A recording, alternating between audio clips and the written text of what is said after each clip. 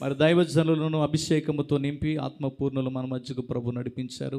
వారు వస్తూ ఎన్నో బలమైన దేవుని వాక్యాలను పట్టుకొచ్చారు. అవి వింటుండగా మన హృదయంలో వాటిని దాచుకొనిచుండగా బలమైన ఆశీర్వాదాలు మనం పొందుకొనబోతున్నాం. ఈ సమయంలో దైవజనులు మరి రాజయ్య గారు వచ్చి దేవుని వర్తమానాన్ని అందివలసిందిగా ప్రేమపూర్వకంగా ఆహ్వానిస్తున్న అందరూ చప్పట్లు కూడా దేవుని నామమున మహిమపరచుదాం.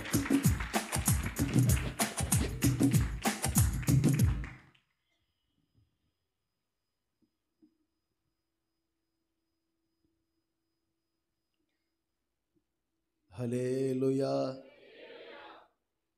ప్రభు అయిన యేసు క్రీస్తు నామంలో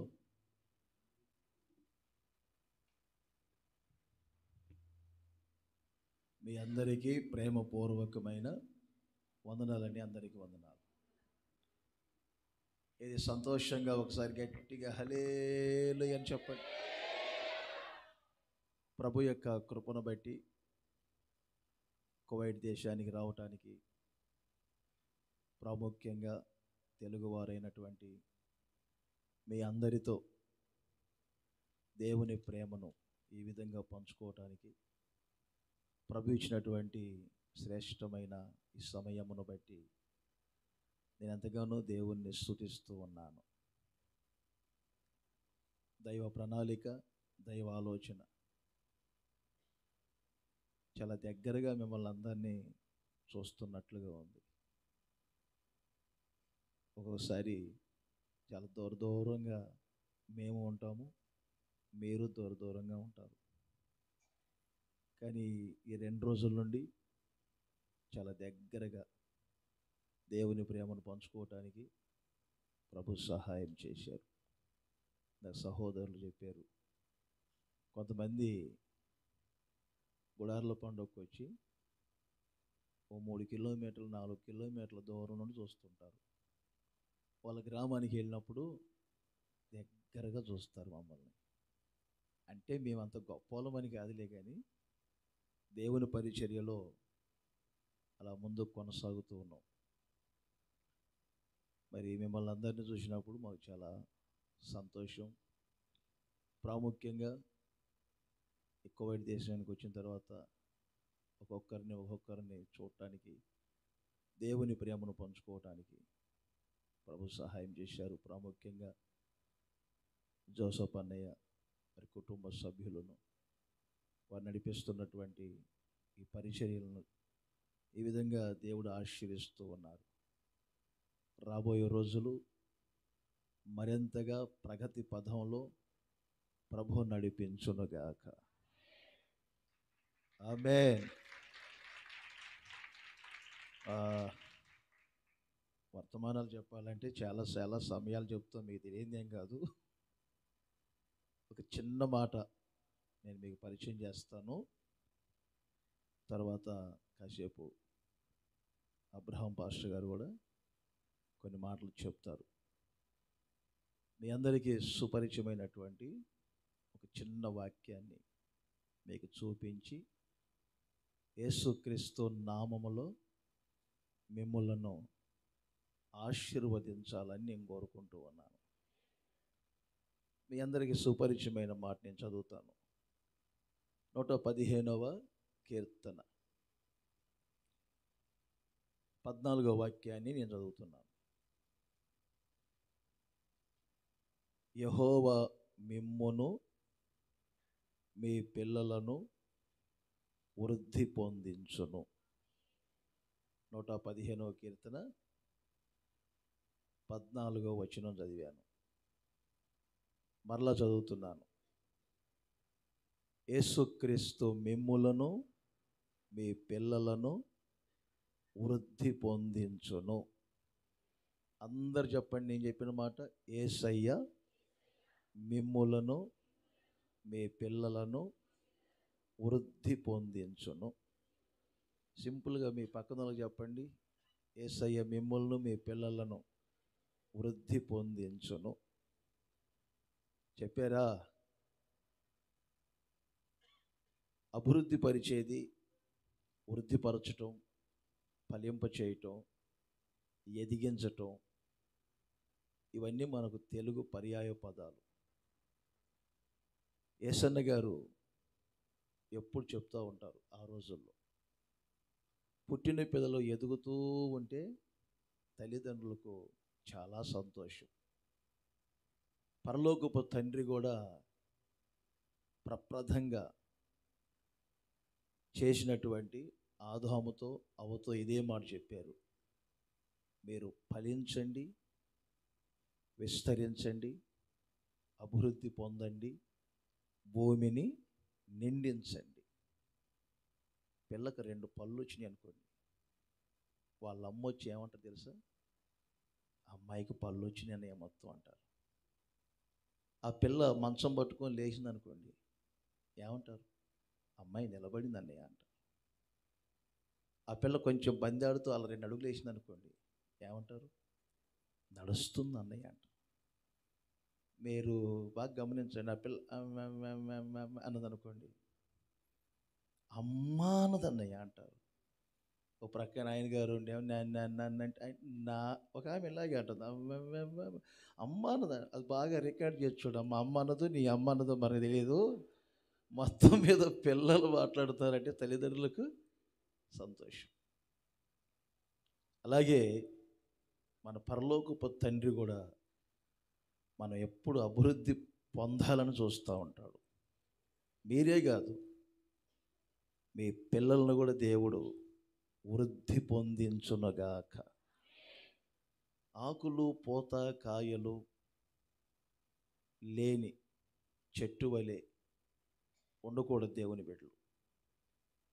ఎప్పుడు ఒక ఆకు పూత కాయలు గల ఒక ఫలభరితమైనటువంటి వృక్షములాగా అభివృద్ధి పొందించాలి. నేను ఎప్పుడు చెప్తూ ఉంటాను, చాలామంది నిరీక్షణ కోల్పోయి వస్తూ ఉంటారు. ఒక విత్తనం ఉంటుంది, అందులో ఒక వృక్షం మరుగై ఉంటుంది. మన విత్తనాన్ని చూస్తే వృక్షం కనపడదు. విశ్వాసముతో మనం ఆ విత్తనములో ఒక వృక్షం ఉన్నదని చూస్తే ఆ విత్తనమే ఒక రోజున వృక్షంగా మార్చబడతాయి. అర్థమైందా? అందుకని ఎదగాలి, ఫలించాలి, అభివృద్ధి పొందాలి అనే ఒక గురి మనకుంటే తప్పనిసరిగా దేవుడు అభివృద్ధి పరుస్తారు. ఆయన శిరస్సు, మనమంతా శరీరం, సంఘం మనమంతా ఆయన శిరస్సు. ఈ సర్వ శరీరం శిరస్సు మూలముగానే పోషించబడాలి, సంరక్షింపబడాలి, అభివృద్ధి కావాలి. ఈ శిరస్సును ఎప్పుడు శరీరం హత్తుకొని ఉంటుంది, శరీరమును శిరస్సు హత్తుకొని ఉంటుంది. శిరస్సు లేకుండా శరీరానికి పోషణ లేదు, సంరక్షణ లేదు, అభివృద్ధి లేదు. అలాగే మన ప్రభు అయిన యేసుక్రీస్తు ఒక శిరస్సుగా ఉండి ఆయన మిమ్ములను మీ పిల్లలను అభివృద్ధి పరచునుగాక. బాగా శారీరకముగా అభివృద్ధి పొందాలి అని కోరుకునే వారందరూ చేతులు పైకెత్తి గట్టిగా లేలి అని చెప్పండి. అనుకున్నా నేను, చెప్తారు అనుకున్నా నేను. అనుకున్నాను ఉచితంగా వచ్చిందంటే పెనాయిల్ కూడా తగ్గుతారంట. అప్పుడు మా అబ్రపాస్టర్ చెప్తా ఉంటారు ఈ మాటలు. ఒకడు హోటల్కి వెళ్ళి ఇడ్లీ ఎంత అని అడిగాడట. 15 రూపాయలకు 2 అని చెప్పాడంట. చట్నీ ఎంత అని అడిగాడంట. అది ఫ్రీ అన్నారంట. అలా అయితే 2 ప్లేట్లు చట్నీ తీసుకురా అని చెప్పాడట. ఏమర్థమైంది మీకు? ఇడ్లీ వద్దు, ఇప్పుడు ఫ్రీగా వచ్చింది కదా. నేను మాట చెప్తా, జాగ్రత్తగా వినండి. లోకస్తులేమో శారీరకంగా మాత్రమే అభివృద్ధి పొందాలని కోరుకుంటారు. ఆత్మీయులేమో ఇటు శారీరకముగా అభివృద్ధి పొందాలి, ఆత్మీయముగా అభివృద్ధి పొందాలి. అది క్రైస్తవ్యంలో ఉన్నటువంటి చక్కని లక్షణం. అందుకే గాయితో యోహాను ఇదే మాట చెప్తారు: నీ ఆత్మ వర్ధిల్లుచున్న ప్రకారము నీవు అన్ని విషయములలో వర్ధిల్లు. మరోసారి చెప్తున్నా, నీ ఆత్మ వర్ధిల్లుచున్న ప్రకారం. మొదట ఏమి వర్ధిల్లాలి? ఆత్మ వర్ధిల్లాలి. అంటే ఆత్మీయంగా వర్ధిల్లాలి దేవుని బిడ్డలు. అంటే ప్రార్థనలో వర్ధిల్లాలి, విశ్వాసములో వృద్ధి చెందాలి, ప్రేమలో, జ్ఞానములో, ఇలా ఎన్నో విషయాలు ఉన్నాయి. అంచెలంచెలుగా వృద్ధి పొందుతూ ఉండాలి ఆత్మీయంగా. ఆత్మీయంగా వృద్ధి పొందుతూ ఉన్నప్పుడు దానితో పాటు శారీరకముగా కూడా దేవుడు మిమ్ములను వృద్ధిలోనికి తీసుకొని వస్తారు. ఒక చెట్టులో మనం రెండు భాగాలు చూస్తాం. లోపట భాగాన్ని చూస్తాము, పై భాగాన్ని చూస్తాము. లోపల భాగంలో వేరు ఉంటుంది, పై భాగంలో చెట్టు ఉంటుంది. ఇప్పుడు పై భాగం మాత్రమే బాగుండాలి, అభివృద్ధి చెందాలి అనుకుంటే చెప్పండి, ఇప్పుడు లోపల వేరు కులిపోయింది అనుకోండి, చెట్టు అభివృద్ధి పొందు. వేరు ఎంత పుష్టిగా భూమిలో ఉండి, అర్థమైందా, ఆ సారాన్ని పీల్చుకుంటూ ఉంటుందో ఆ పుష్టితనాన్ని బట్టి చెట్టు వృద్ధి పొందుతూ ఉంటుంది. చాలామంది మా కష్టార్జితం అభివృద్ధి కావాలి, వ్యాపారాలు అభివృద్ధి కావాలి, స్థలాలు కొనాలి, పొలాలు కొనాలి, కారు కొనాలి, బైక్ కొనాలి, లక్షల డబ్బులు సంపాదించాలి అని శారీరకంగా మాత్రమే అభివృద్ధిని మీరు కోరుకోకూడదు. ప్రభువులో మీరు ఎంత వృద్ధి చెందుతూ ఆత్మీయంగా బలపరచబడుతూ ఉంటారో, శారీరకముగా దేవుడు మిమ్మల్ని ఆ విధంగా అభివృద్ధి పరచబోతూ ఉన్నారు. అసలు భౌతికమైన ఆశీర్వాదాల గురించి పెద్దగా నేను చెప్పను. హోటల్కి వెళ్ళి 2 ప్లేట్లు ఇడ్లీ అంటే ఇడ్లీతో పాటు ఏమొస్తుంది? ప్రత్యేకంగా మళ్ళీ చట్నీ ఏమని అడగాల మనం? అది మన ఆత్మీయంగా ఎంత వృద్ధి చెందుతూ ఉంటామో శారీరకముగా అంత వృద్ధిలోనికి ప్రభు తీసుకొని రాబోతున్నారు. దేవునికి మహిమ కలుగునగాక. హోషేయ ప్రవచన గ్రంథం 13:13 ఒక మాట ఉంది. హోషేయ గ్రంథం 13:13 చెప్పనా? తీస్తారా త్వరగా? ఆఖరి మాట మంచిగా ఉంటుంది, వదిలే కానీ క్రింద మాట చెప్పనా? బుద్ధి లేని వారై వృద్ధికి రారు. ఏంటి ఇంత లేటుగా తీశారు ఆ మాటను మీరు? హోషేయ, యెషయా కాదు. ఇప్పుడు చెప్పండి ఆ మాట అందరూ. ఆ మాట అందరూ చదవలేకపోతున్నారు ఏంటి? బుద్ధి లేని వారై కొంతమంది వృద్ధికి. ఇప్పుడు ఆ మాట ప్రక్కన ఉన్నానండి, ధైర్యం సరిపోవట్లే మీకు. ఇందాక మాత్రం ధైర్యం సరిపోయింది, చూసారా? మామూలుగా కాదు, మీరు కువైట్లో ఉండి అన్నీ నేర్చుకున్నారు. ఇందాక మిమ్మల్ని మీ పిల్లల్ని అనగానే టక్కని చెప్పారు. ఇప్పుడు చెప్పండి, మిమ్మల్ని మీ పిల్లల దేవుడు వృద్ధి పొందించాలని గట్టిగా ప్రక్కన వాళ్ళకి. ఇప్పుడు ఈ మాట చెప్పండి, హోషేయలోది. మొహం పగలు కొడతారని భయమా? అది అర్థమైపోయింది. బుద్ధి లేని వారై కొంతమంది వృద్ధికి రారు. చాలామంది వృద్ధి పొందలేకపోతున్నారు. చాలామందిని చూస్తూ ఉంటాను, ఇటు భౌతికంగా ఆత్మీయంగా వృద్ధి పొందలేకపోతూ ఉన్నారు. వృద్ధి పొందిస్తాడు దేవుడు. అయితే మీకు ఉండాల్సిన గుణలక్షణాలు కొన్ని ఉండాలి. బుద్ధి లేని పనులు చేసి, అర్థమైందా, వృద్ధిలోనికి రాకుండా చాలామంది బుద్ధి లేని పనులు చేస్తూ ఉంటారు. బుద్ధి లేని పనులు, డబ్బులు 4 రూపాయలు సంపాదించుకుంటారు, బుద్ధి లేక ఖర్చు పెట్టుకుంటూ ఉంటారు. అర్థమైందా? కొన్ని దేశాలకి వస్తూ ఉంటారు, అక్కడ భార్యా పిల్లలు ఉంటారు, వేరుగా అనుకోబాక, అక్కడ భార్యా పిల్లలు ఉంటారు, వాళ్ళేమో పాపం చెప్ప చేతిలో పట్టుకొని తిరుగుతూ ఉంటారు. ఇక్కడేమో వచ్చిన డబ్బులు వచ్చినట్లు, అర్థమైందా, జలసాలు చేసుకొని తిరుగుతూ ఉంటారు కొంతమంది. చాలా కుటుంబాలు ఉన్నాయి. వీళ్ళంతా ఎవరు ఇప్పుడు? బుద్ధి లేని వాళ్ళు బుద్ధి లేని పనులు చేస్తారు. అందుకని వాళ్ళు ఇటు శారీరకంగా వృద్ధిలోనికి రాలేరు, ఆత్మీయంగా వృద్ధిలోనికి రాలేరు. లేఖనాలు ఎప్పటికీ వ్యర్థం కావు. ప్రభు అయిన యేసుక్రీస్తుని నమ్ముకున్న తర్వాత ఈ బుద్ధి లేని పనులకు అలవాటు పడకూడదు. దేవుని బిడ్డలు, మనకు బైబిల్ చెప్తుంది ఏమిటో గమనించి ఆ ప్రకారముగా నడుచుకోవాలి. అప్పుడే మిమ్మల్ని మీ కుటుంబాలను దేవుడు వృద్ధిపరుస్తాడు. ఒక చిన్న మూడు రెఫరెన్స్లు మీకు ఇస్తాను. సామెతల గ్రంథం 11వ అధ్యాయం 28వ వచనం. సామెతల గ్రంథం 11వ అధ్యాయం 28. ధనమును నమ్ముకొనువారు మరి ఎలా మరి? ధనము రావటం తప్పు కాదు, ధనవంతులగుట కూడా మనము తప్పు కాదు. బాగా వినండి. ధనం రావటం తప్పు కాదు, ధనవంతులగుట తప్పు కాదు. బైబిల్ ఏం చెబుతాడే? ధనాపేక్ష తప్పు. అర్థమైందా? ధనాపేక్ష మనకు ఉండకూడదు. క్రైస్తవులు యేసుప్రభు నమ్ముకుని దరిద్రులుగా ఉండమని బైబిల్ చెప్పట్లేదు. మనము ధనవంతులుగా ఉండాలని యేసయ్య ఈ లోకానికి దరిద్రుడిగా వచ్చారు. ఓకే. నీతిమంతులు, అందరు చెప్పండి ఈ మాట, నీతిమంతులు చిగురాకు వలె వృద్ధి పొందబోతున్నారు. ఆమేనండి. అందరి చేతులు పైకెత్తి గట్టిగా. బుద్ధి లేక కొంతమంది వృద్ధిలోనికి రారు. మాట అనినప్పుడు అంతా మీరు కింద మొహం కింద గుర్తిస్తున్నారు. ఏం పర్లేదు, మీకేం వర్తిస్తుంది. చూడండి, బుద్ధిగా ఈరోజు మీరంతా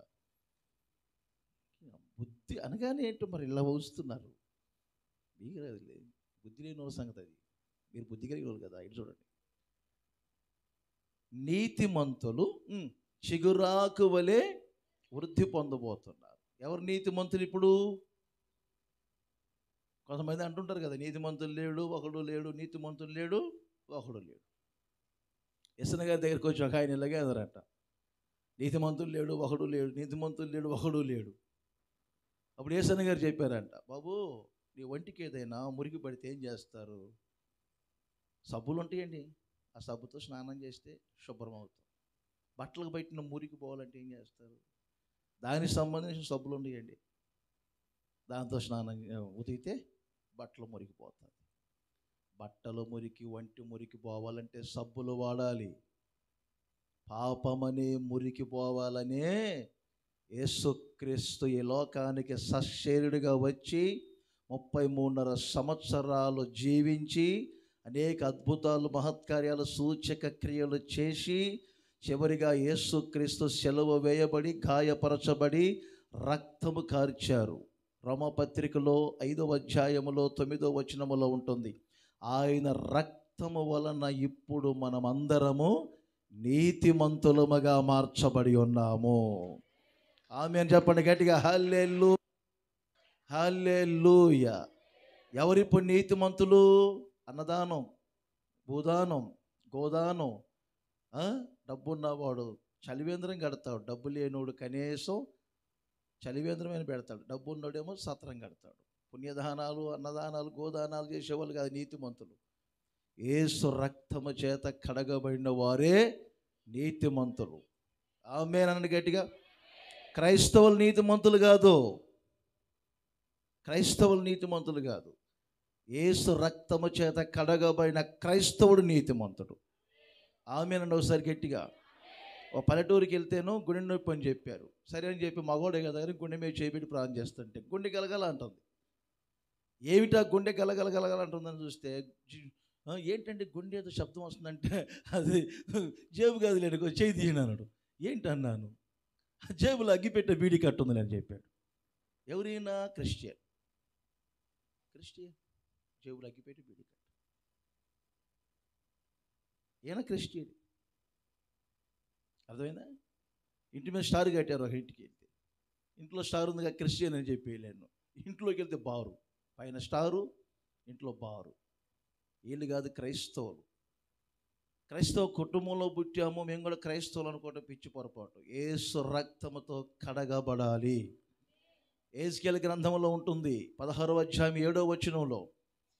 ఎహెజ్కేలు గ్రంథం 16:7లో ఉంటుంది. 4వ వచనం నుండి క్రీస్తుకు ముందు ఉన్న జీవితం ఏమిటో, క్రీస్తు తర్వాత ఉన్న జీవితం ఏమిటో చెప్తుంది వాక్యం. నీ జనన విధము చూడగా 4వ వాక్యములు అంటారు. అంటే క్రీస్తు యేసులోనికి ఒక మనిషి రాక మునుపు ఎలా ఉంటారు?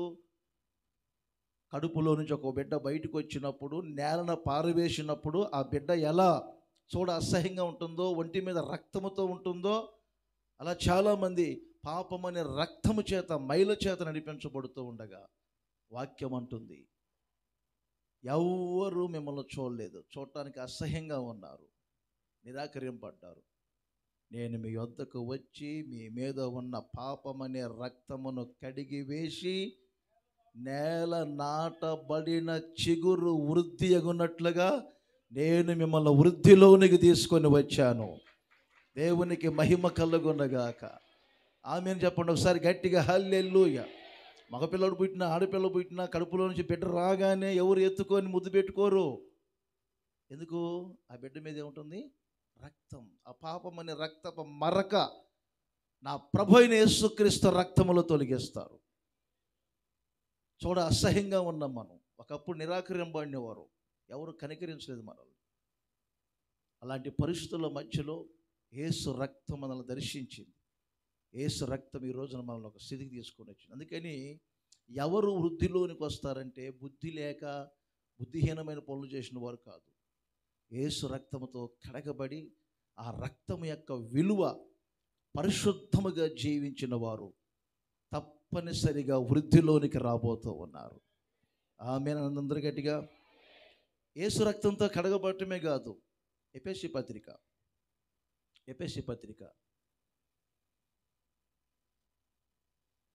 చూడాలి, 2వ అధ్యాయం 20వ వచనం నుండి 21, 22 ఈ వచనాలలో ఒక మంచి మాట ఉంటుంది. చూడండి, ఇదంతా ఈ భాగం మీకు తెలుసు. క్రీస్తు యేసు ముఖ్యమైన మూలరాయి ఉండగా అపోస్తులు ప్రవక్తలు వేసిన పునాది మీద మీరు కట్టబడి ఉన్నారు. ప్రతి కట్టడము ఆయనలో చక్కగా అమర్చబడి, మరలా అదే, ఆయనలో చక్కగా అమర్చబడి ప్రభువునందు పరిశుద్ధమైన దేవాలయమగుటకు వృద్ధి పొందుచున్నది. మొదటి మాట ఏం చెప్పాను? యేసు రక్తముతో కడగబడి నీతిమంతులుగా మార్చబడాలి, పరిశుద్ధపరచబడాలి. ఆ తరువాత ఏం కావాలి? వాళ్ళు చూడండి, ఏదైనా ఒక కట్టడ కడుతున్నప్పుడు, ఒక భవనం కడుతున్నప్పుడు దానికి పునాది ఉంటుంది. అదేనా? ఆ పునాది మన ప్రభు అయిన యేసుక్రీస్తు. అదే ఇక్కడ చెప్పారు, క్రీస్తు యేసు ముఖ్యమైన మూలరాయి, ఆయన పునాది. ఆ పునాది మీద ఇప్పుడు విశ్వాసులంతా ఎవరంటే క్రైస్తవులో కట్టడం అంటే రాయి మీద రాయి, రాయి మీద రాయి, రాయి మీద రాయి చక్కగా అమర్చబడాలి. అది ఒక సంఘముగా కట్టబడాలి. మీరు ఒక సంఘముగా కట్టబడాలి. మరోసారి చెప్తాను, ఒక సంఘముగా కట్టబడే అనుభవం ఉండాలి. ఈ రోజున ఈ విధంగా ఉందంటే, ఈ హాలు ఒక కట్టడం జరిగింది. ఏమిటి జరిగింది? రాయి మీద రాయి, రాయి మీద రాయి చక్కగా అమర్చబడింది. దేవుని బిడ్డలకు ఎప్పుడు ఆయనలో చక్కగా కట్టబడి అమర్చబడే అనుభవం ఉండాలి. దేవునికి స్తోత్రం కలుగునగాక. చాలామంది ఏమండి, ఒక ఐక్యతను కాపాడుకోలేరు. ఐక్యతను, క్రైస్తవ్యంలో ఐక్యత చాలా ప్రాముఖ్యమైనది. ఇప్పుడున్న రోజుల్లో బట్టి చాలా అవసరం. అర్థమైందా? భారతదేశంలో కూడా, రాష్ట్రాల్లో కూడా ఇప్పుడంతా కూడా ఏమంటే క్రైస్తవ్యంలో ఒక యూనిటీ లేకపోతే, అర్థమైందా, కొన్ని మతశక్తులు, మతోన్మాదులు రకరకాలుగా ప్రయోగాలు చేస్తున్నారు క్రైస్తవ్యాన్ని. మాకు చాలా సంతోషం. ఏ దేశానికి వెళ్ళినా అక్కడ క్రైస్తవ్యంలో ఒక యూనిటీ, ఒక యూనియన్ పెట్టుకొని పాస్టర్స్ అందరూ, అలాగే విశ్వాసులందరూ కూడా కలిసి మెలిసి ఉండటం అనేది చాలా ప్రాముఖ్యమైంది. ఇప్పుడు ఒక శరీరములో అవయము ఏమండి, ఆ శరీరములో నుంచి వేరైంది అనుకోండి, మీరు చెప్పండి, అది ఎలా ఉంటుంది? ఎండిపోతుంది. అదే యేసు ప్రభు కూడా చెప్పింది, నేను నిజమైన ద్రాక్షావళిని, మీరందరూ నాలో తీగలై ఉన్నారు, నాకు వేరుగా ఉండి మీరు ఏమీయూ చేయలేరు. అందుకే ఆయనలో మీరు కట్టబడాలి. కులమత వివాదాలు, కులమత భేదాలు పెట్టుకోకూడదు.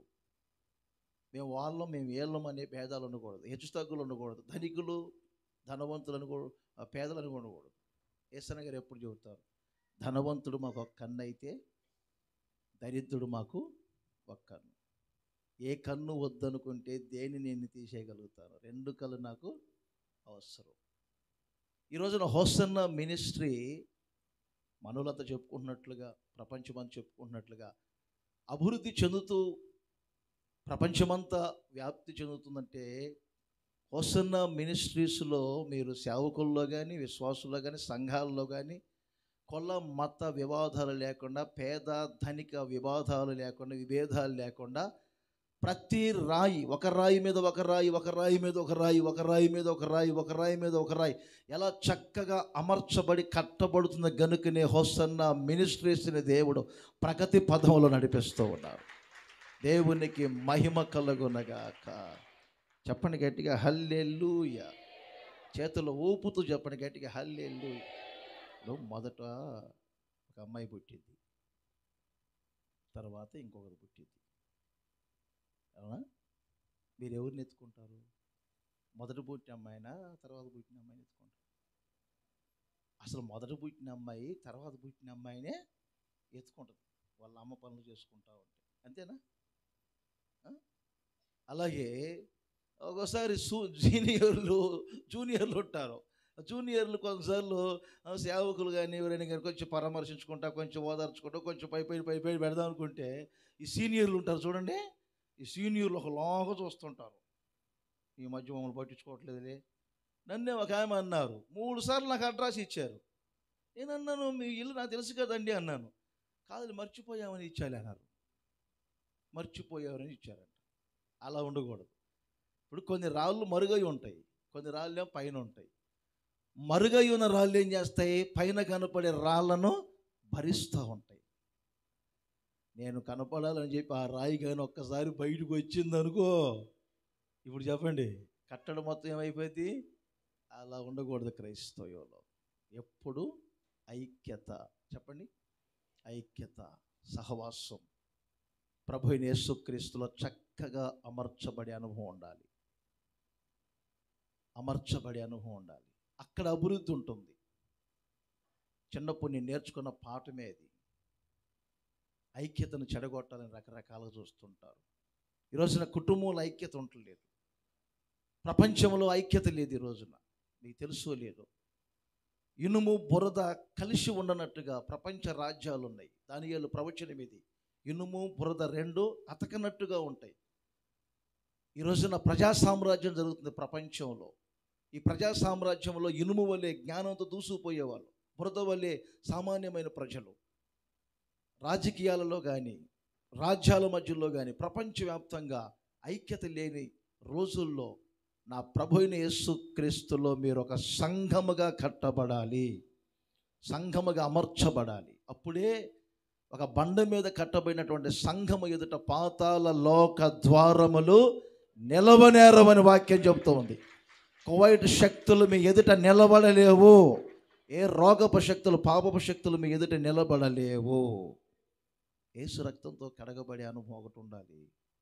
తర్వాత ఆయనలో చక్కగా అమర్చబడే అనుభవం ఒకటి ఉండాలి.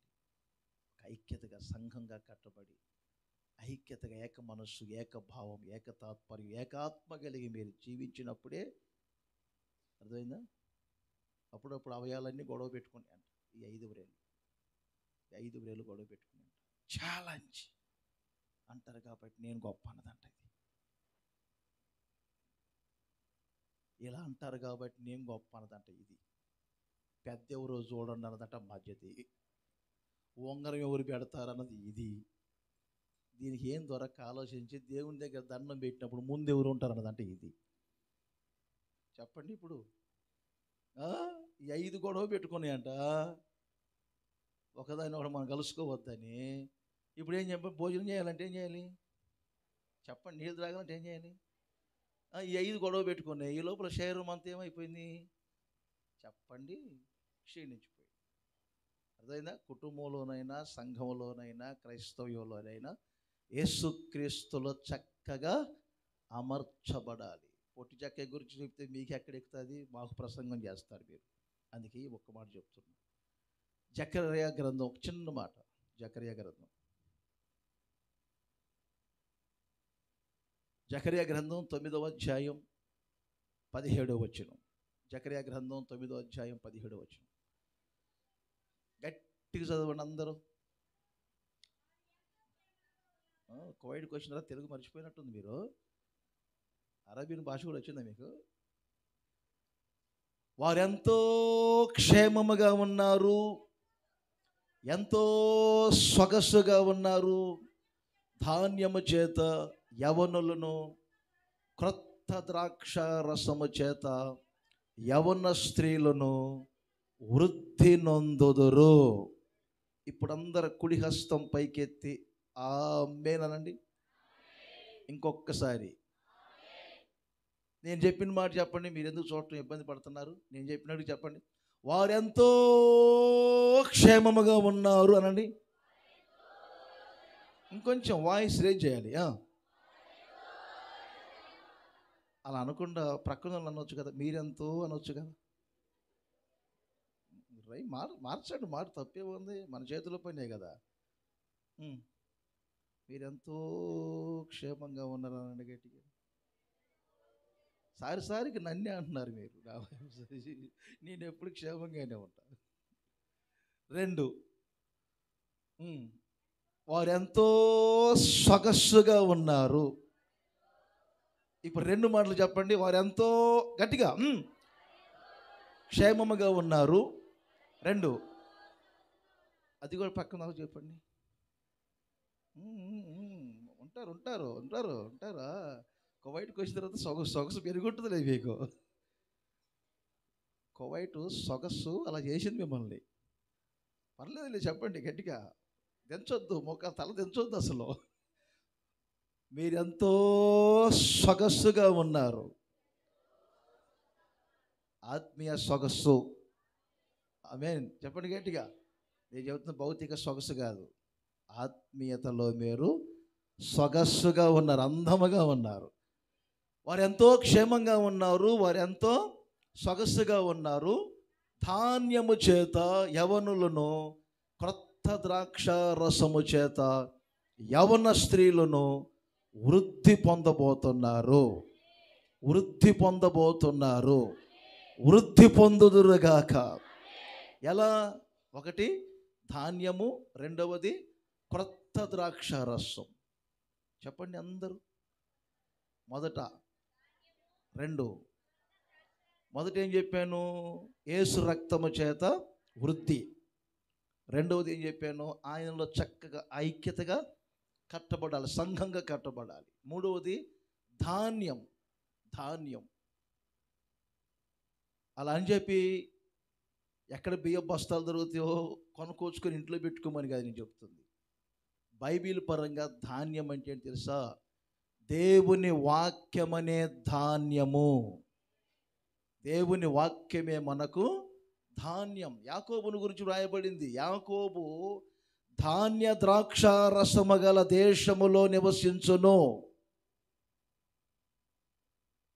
ఎర్రదారం ఒకటి పెట్టుకుంటారు కొంతమంది బైబిల్లో, టిక్కుని తీస్తారు, ఒక మాట చదువుతారు, ఇక దాన్ని పట్టుకొని తిరుగుతారు. అర్థమైందా? ఒకే మాట. ఒక ఆమె ఒకరోజు తీసిందంట, నీవు అని వచ్చిందంట. నేను అనుకుంటాను. 2వ రోజు మరలా తీసిందంట, పోయి అన్నదంట. 2వ రోజు దాన్ని పెట్టు, నువ్వు పోయి. 3వ రోజు తీసింది, ఊరి పెట్టుకోమని అందంట. క్యాలెండర్లో ఏదో ఆ పూటకు వాక్యం చదవటం కాదు. దేవుని వాక్యమును మీరు ఆహారముగా భుజించాలి రోజు. ఆమేనండి. దేవుని వాక్యమును ఆహారములాగా భుజించాలి. ఈ భౌతిక శరీరానికి భౌతిక ఆహారం, మన ఆత్మకు దేవుని వాక్యమే ఆహారమై ఉన్నది. దేవుని వాక్యపు ఆహారము చేత మీరు బలపరచబడాలి. అదిగే మనం పాడుకుండా నీ వాక్యమే నా ఆత్మకు ఆహారం, నా ఆత్మకు ఆహారం. ప్రియమైన సహోదరులారా, దేవుని వాక్యం ఎప్పుడు దేవుని వాక్యమును ఆహారంలాగా భుజించుదురుగాక. ప్రతిరోజు వాక్యం చదవాలి, ప్రతిరోజు వాక్యం ధ్యానం చేయాలి, ప్రతిరోజు అనుదినము నా గడప యొద్ద కూర్చొని నా ఉపదేశము వినువారు ధన్యులనుంది. ఇక ప్రవక్తల లేఖనాల్లో మనం గమనిస్తాం. ఇదిగో నేనిచ్చే ఈ గ్రంథమును భుజించమంటారు. దేవుని వాక్యాన్ని భుజించాలి మీరు.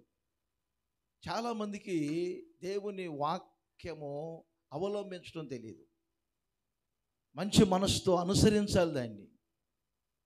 అలా అనుసరించినటువంటి వ్యక్తే నూరంతలుగా ఫలించింది. త్రోవ ప్రక్కన పడిన విత్తనం, బండ మీద రాతి నేల మీద పడిన విత్తనం, ముళ్ళ పొదలో పడిన విత్తనం ఫలించలేదు. మంచి నేలలో పడిన విత్తనమే ఫలించింది. దేవుని వాక్యమును అవలంబించాలి, అనుసరించాలి మీ జీవితంలో. దేవునికి స్తోత్రం. ఏం చేయాలి? దేవుని వాక్యాన్ని రోజు తినండి. ఒక ఊరికి వెళ్ళేదాగే చెప్పాను, బైబిల్ని తినండి అన్న అర్థం చేసుకుంటారు కదా. బైబిల్ని తిననే అన్నాను మొరట్టగా. 3 నెలల తర్వాత వెళ్తే ఒక ముసలమ్మ చెప్పింది, ఆదికాండం అయిపోయింది అయ్యా అన్నది. నాకు మతిపోయింది, ఆదికాండం అయిపోవటం ఏంటా అని చెప్పి నీ బైబిల్ ఈ తల్లి అని చూసి బైబిల్ చూస్తే ఆదికాండం పుస్తకం లేదు. వాళ్ళ మనోరాలు చెప్తుంది, ఆ రోజు మీరు బైబిల్ని తినమన్నారు రజని గారు, అప్పటి నుంచి మా అవ్వ రోజు ఒక పేపర్ చించుకొని తింటుంది. 3 నెలలకు రాబడి సరిపోయింది. 1 సంవత్సరానికి కానీ వెళ్ళినట్లయితే ప్రకటన గ్రంథం కూడా పోయేది.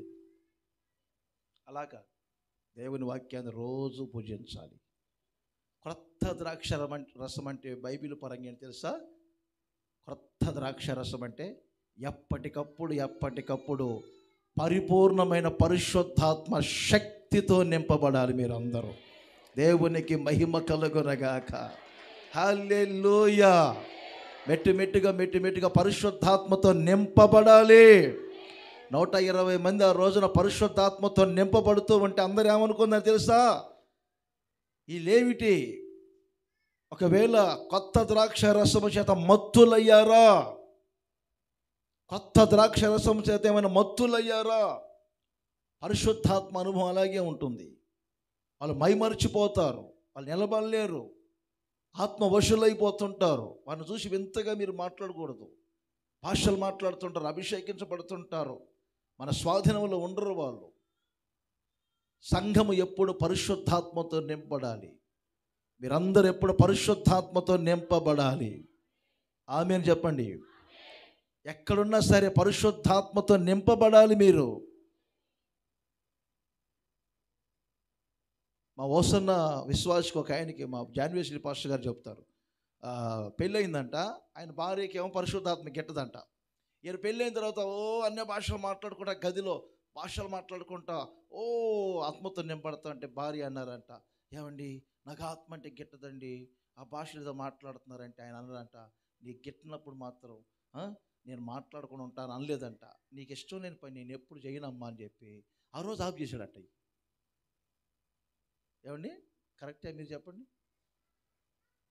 ఐగుప్తు దేశములో యోసేపు ఆత్మ కలిగిన మనుషుల్లాగా, బబులోను దేశములో దానియేలు ఆత్మ కలిగిన మనుషుల్లాగా, కువైట్ దేశములో పరిశుద్ధాత్మతో నింపబడిన సంఘముగా మీరు మార్చబడాలి. ఆమేన్ చెప్పండి గట్టిగా. మీ ద్వారానే కువైట్ దేశానికి ఉజ్జీవ జ్వాలలు రావాలి. కొంచెం అగ్ని అరణ్యాన్ని మొత్తం తగలబెట్టినట్లుగా పరిశుద్ధాత్మతో నింపబడుతున్న మీ ద్వారా అనేకులు ఆత్మపూర్ణులుగా మార్చబడాలి. చప్పట్లు కొట్టి సంతోషించండి గట్టిగా. పరిశుద్ధాత్మ అనే క్రొత్త ద్రాక్ష రసము చేత నింపబడాలి. ఎంతమంది ఇష్టపడుతున్నారు? తప్పనిసరిగా పరిశుద్ధాత్ముడు మీ మీదికి దిగివచ్చునగాక, మీలోనికి పరిశుద్ధాత్మ ప్రవేశించునగాక, ఆత్మ పూర్ణులుగా మీరు మార్చబడాలి. ధాన్యము చేత ద్రాక్ష రసము చేత వృద్ధి నొందుదురు. ఇప్పుడు మెట్టిమెట్టికి చెప్పండి. 1 యేసు రక్తము చేత నీతిమంతులుగా మార్చబడినవారు. 2వది ఆయనలో ఒక సంఘముగా కట్టబడినవారు. 3వది వాక్యమనే ధాన్యం. 4వది పరిశుద్ధాత్మ. ఈ 4 అనుభవాలు మీ జీవితంలో ఉంటే మిమ్ములను మీ పిల్లలను నా దేవుడు వృద్ధిపరచునగాక. బుద్ధి లేని పనులు చేసి మరలా దించబాకండి తల. బుద్ధి లేని పనులు చేసి వృద్ధికి రాకుండా ఉండవద్దు. ఈ 4 పనులు చేయండి. ఏమండి పల్లెలకు వెళ్తున్నాం, అనేక మండలాలకు వెళ్ళాం, జిల్లాలకు వెళ్ళాం, ప్రపంచానికి వెళ్తున్నాం, ఎన్నో మాటలు చెప్తున్నాం. దేవుని చేత ఆశీర్వదించబడిన వారిమిగానే మీ మధ్యకు వచ్చాము. అర్థమైందా? వాక్యం చెప్పటానికి మేము వచ్చాము ఇక్కడికి. మిమ్మల్ని యేసయ్య నామములో బ్లెస్ చేయడానికి వచ్చాము మేము. ఇంక దేనికి రాలా మేము. మా షెడ్యూల్ మీకు తెలియదు, బిజీ షెడ్యూల్. ఈ 3 రోజులు కేటాయించామంటే గొప్ప విషయం. అందుకని వాక్యం చెప్పడానికి వచ్చాం. మా నోట ప్రభు ఇచ్చినటువంటి మాటలు మామూలుగా ఊహించలేదు ఇక్కడికి వస్తామని, అనుకోకుండా జరిగింది. అయినా ఈ మాట మిమ్ములను మీ పిల్లలను వృద్ధిపరచునగాక. ఈ మాటలను మీలో మీ కుటుంబాలలో నా దేవుడు స్థిరపరచునగాక.